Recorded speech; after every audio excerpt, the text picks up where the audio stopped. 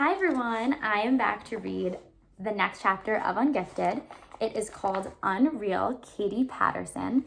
And if you don't remember, we left off with Miss B thinking that Donovan was cheating on the test and he didn't really pass it. So Katie Patterson is now going to be our person. We're going to see everything that's happening from Donovan's sister's perspective. Well, it was official, confirmed by the vet. Beatrice wasn't dying. She wasn't even some evil demon dog dumped into the world for the purpose of ruining my life. She had a reason for her nasty behavior. The Chow Chow was as pregnant as I was. I never thought I'd say this, but she had my sympathy, and that was pretty pregnant. Dr. O said Beatrice might even whelp before I did. That came out wrong. Beatrice was the one who would be whelping. I would be giving birth. And while I knew exactly who the father was, the jury was still out on Beatrice. Odds were we were about to welcome a litter of serious mongrels. And if you've ever seen a Chow Chow, you'll know that they don't mix well with other breeds. So the Kennel Club was out. I still hadn't worked up the nerve to tell Brad. Even though the whole fiasco was his mother's fault, not mine. To be honest, I didn't like to distract him with the kind of problems that would seem silly to someone fighting the war. Plus, he'd been emailing me about how relaxed and happy I seemed lately, and I didn't want to spoil it by dumping this big ball of mess in his lap. From First Lieutenant H. Bradley Patterson, United States Marine Corps.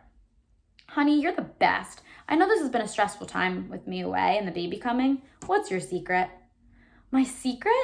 Reality check. I felt like I'd swallowed an Advil and it was lodged behind my belly button. I'd gained 32 pounds. A stiff wind was enough to knock me off balance.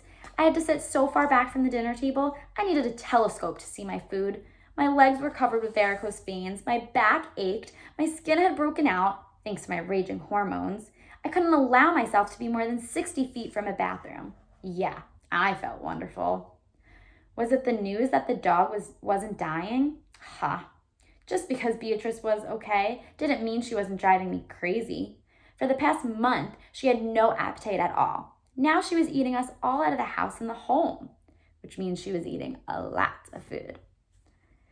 She had no bladder control, so the carpet was a minefield. She was antisocial to everyone except Donovan, and her new hobby was disappearing. The last time she vanished, it took an hour to find her curled inside a bale of pink insulation in the furnace room, and the longer than that to pick the fiberglass fragments off of her coat. I had moved back in with my parents and kid brother, a world away from my husband who was fighting in a war zone. My life stunk, no doubt about it. But Brad was right. He had read between the lines of my emails. I was relaxed and even happy, positively serene. Why though? It had to be human growth and development. For some reason, it was like therapy. Only instead of telling my innermost secrets to some high-priced shrink, I was spilling my guts to Donnie's Geek Patrol for free. Trust me, I could have killed my brother when he blackmailed me into serving as their class pet like a lizard in a glass terrarium. It would have been uncomfortable enough in front of normal kids. But to be stared at by these geniuses with their Coke bottle glasses and analytical frowns, it was like being dissected and having your vital organs spread out on slides. At first, I had to pretend I was floating above my body, and that was somebody else down there being studied. But then there was this one morning when I got out of bed and stepped right into one of Beatrice's puddles. By the time I got that sopped up, my spine felt like the disc spaces were filled with lava. But my mother only wanted to talk about the wonky pilot light in the furnace. So I wrote an email to Brad that was so full of whining and complaining, you could have set it to music. I deleted it without sending it. Reality check. The poor man was risking his life every single day. He didn't need to hear about my problems. That was when I glanced at my watch and realized that I was counting the minutes until I could go to the academy and lay out all my complaints to the only people who seemed to even be interested. Chloe, Abigail, Lateral, JC, Kevin, even Noah. They'd understand because they understood everything. They knew more about me than my husband. They knew more about my pregnancy than my doctor, and they were a lot easier to reach than either of them. When friends took me out to dinner and I was unsure whether or not it was safe to eat oysters, I texted Chloe.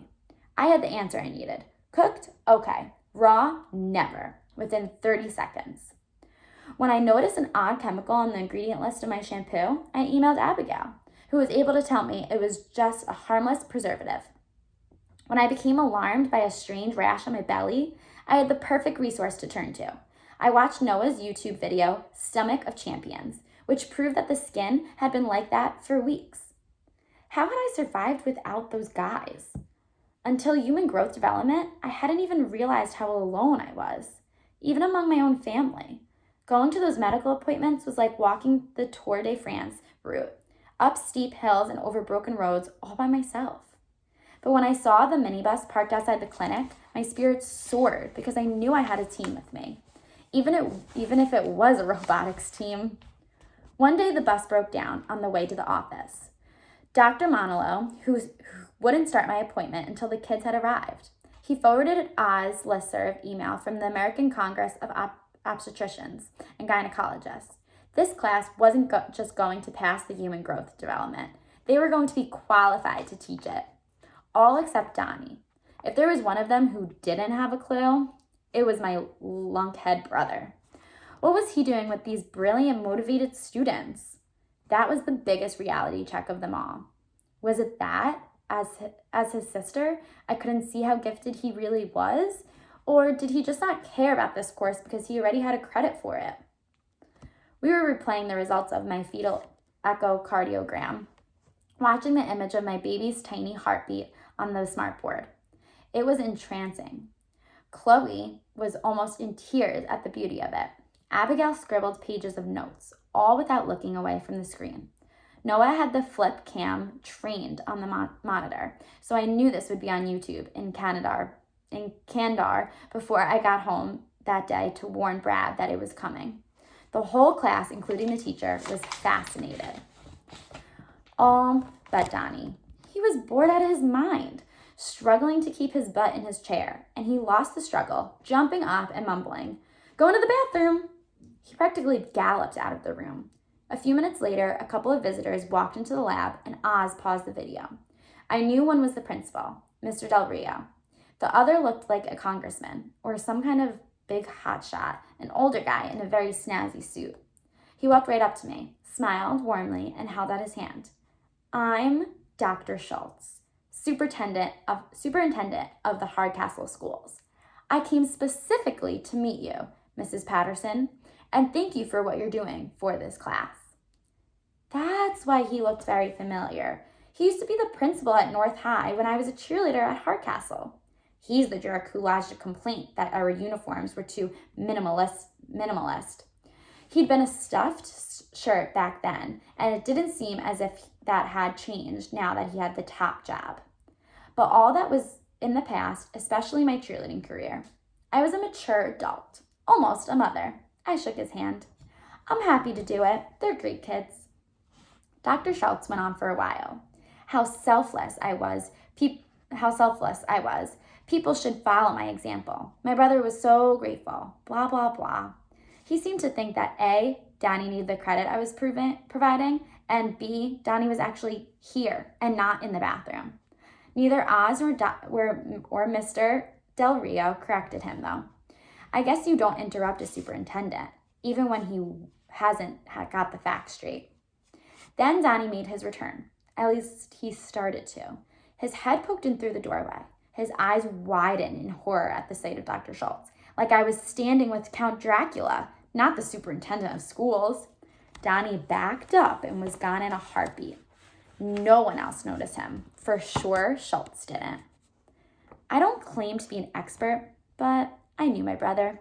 He was scared to death of that guy. Something was up. The class went on to show Dr. Schultz some of the work we'd been doing. He seemed impressed by the echocardiogram and the sonogram footage, but he didn't have much patience for Noah's new breathing technique. The superintendent had begun glancing impatiently at his watch. Noah wasn't offended. "That's okay. You can watch it on my personal YouTube channel." "Eucalicious." "Let us introduce you to Tin Man at least," Oz offered. He looked around for his designated driver. Where's Donovan? Not on another one of his extended bathroom breaks. Some other time, Dr. Schultz said briskly. He turned to me. Thank you once again, Mrs. Patterson. You're a credit for the Hardcastle community. And he and the principal slipped out of the lab. I waited a few minutes, then took a bathroom break of my own.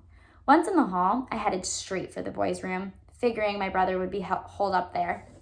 I threw open the door and broadcast a warning. Big stomach waddling in. There's nobody here but us toilet paper, as the timid replied. You can come out now, Donnie. The guy's gone. He emerged from a stall wearing a guilty look I'd seen a million times before.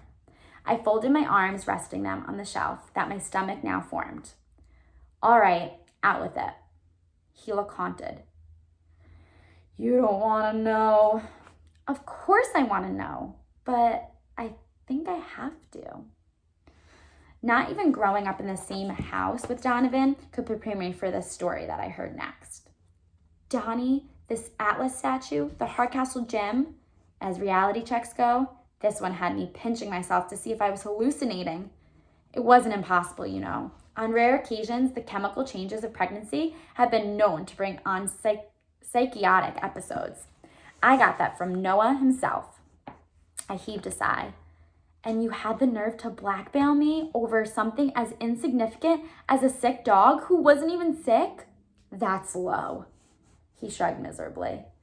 I'm sorry, but I'm trying to make myself a part of this class. They need you, so they're stuck with me, regardless of how ungifted I am. Your teachers are going to notice, Donnie, that you don't measure up. I pointed out gently.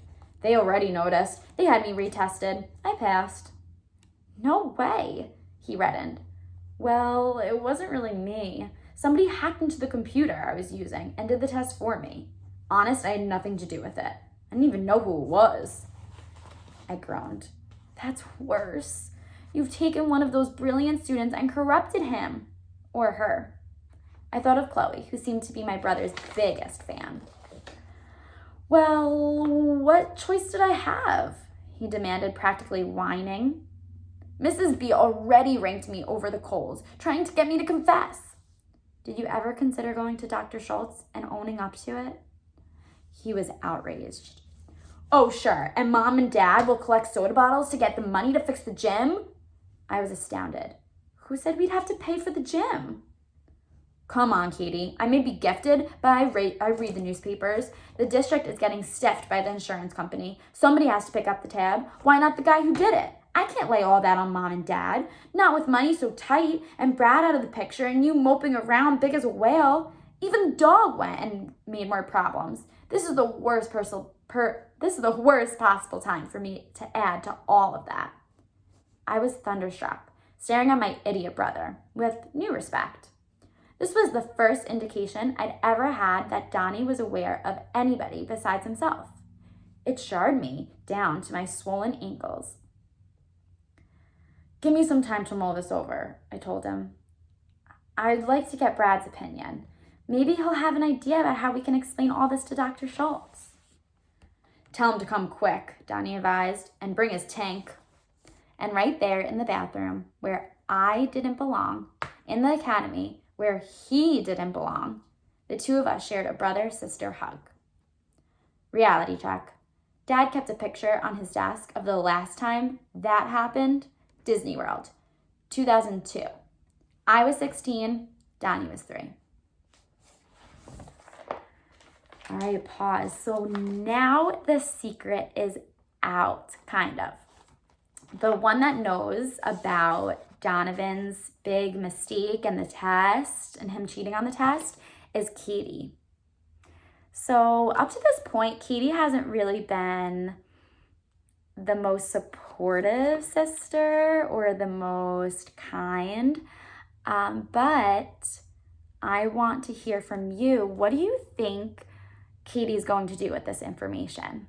Do you think she's gonna cover for Donovan? Do you think she's gonna go to Dr. Schultz?